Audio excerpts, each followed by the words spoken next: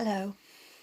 Well, it's St George's Day on Thursday this week, and on Sunday, although we're not going to have, obviously, the parade for the Oddfellows, our Sunday evening service at 6 o'clock will be a Songs of Praise using some of the material in the service order for the St George's Day service.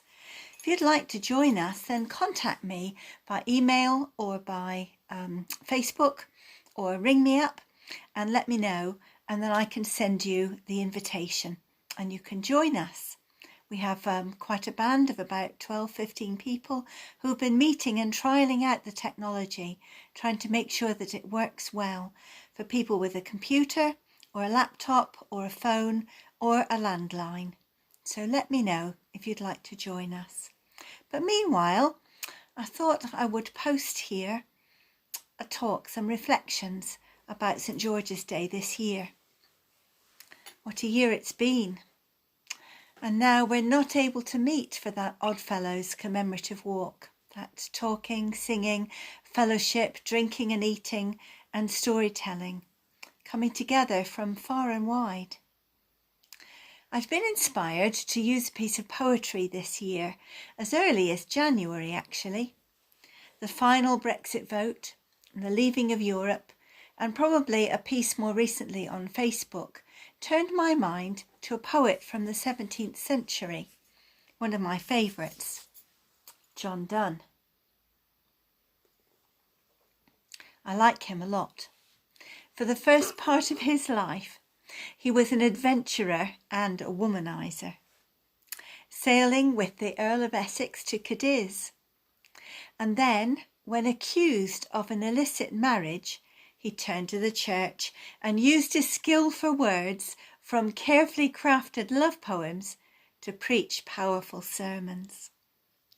I can't claim the adventurous sailing to Spain in 1613, but I did sail across the Atlantic when I was 5 with my mum to move from the United States to come and live in the UK.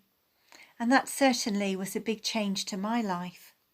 And my life has had its ups and downs. And so I too turned to the church and found a vocation to serve God. In the days following the British vote to leave the European Union, some heard death bells tolling for the continent of Europe. It wasn't just the United Kingdom facing changes, but every part of Europe.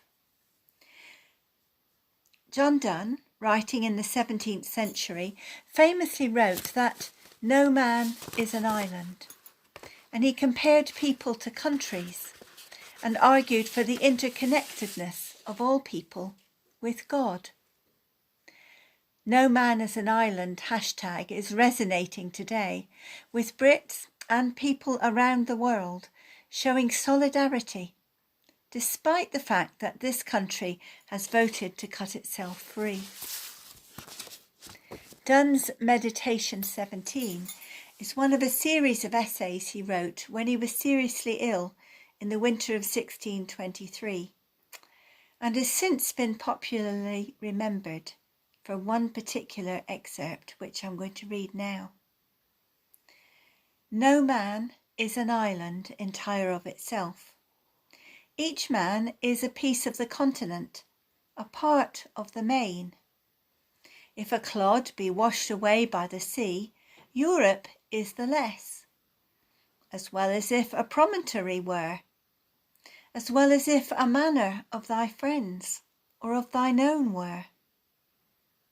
Any man's death diminishes me, because I am involved in mankind, and therefore never send to know for whom the bell tolls. It tolls for thee.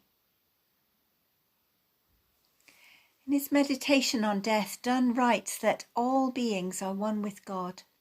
And in the rest of the essay, when read in the context of Brexit, is just as poignant as the famous passage. No one suffers alone, and being aware of another person's pain only makes us stronger and more able to live. And now we are suffering another blow not just Europe, but the whole world. Coronavirus, COVID-19 has united humanity. Wanted or not, the human race suffers together, struggles the same, suffers the same, dies the same. I know that each country's governments have approached policy and legislation differently, and it has made some difference, along with cultural differences, the quality of the healthcare, the style of housing, population density, and so on. But it has made some difference. Basically, no man is an island. We are interdependent, relying on social distancing, isolation within households, communities, countries, the world. We have shared in the pain and suffering and loss. We have shared that with the NHS, with carers, family and friends. Has this made us stronger and more able to live? The very foundation of the Oddfellows illustrates that no man is an island. You are there for each other. There's talk to coordinate the reduction of lockdown across Europe, banking, security, travel, every aspect of business and commerce and life. We have flown in workers from Romania to harvest fruit and veg crops in England. We imported personal protective equipment from across the world. No man is an island. During the lockdown, we've used local providers and suppliers, and our local businesses have supported us. What is the new normal? We have relied on each other in these small communities, collecting prescriptions, shopping, garden supplies, and animal food deliveries. I hope that when we do get together once more, over a pint, over a barbecue, or at work, we too will talk about the future. What is the newly defined normal? Really, no man is an island.